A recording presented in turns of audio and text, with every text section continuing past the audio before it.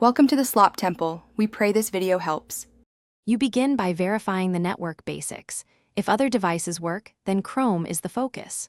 Once done, restart router, modem, and your computer to clear transient issues. Make sure VPN, proxy, and airplane mode are off. They often intercept traffic. Next, open Chrome and press Ctrl+R or CMD+R to force reload. You'll see if the error persists. If it does, move to network reset steps that address DNS and cache, because those commonly cause no internet errors.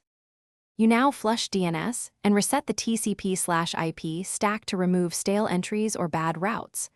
On Windows, run ipconfig/flushdns and netchint IP reset, then restart. On Mac OS, run the mdns responder command.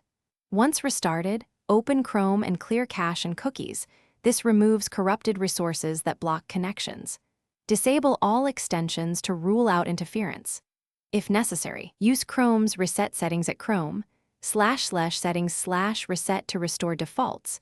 That often restores normal behavior without reinstalling. You finish by reinstalling Chrome or creating a fresh profile when settings or user data are damaged. Once done, test connectivity in another browser. This isolates Chrome.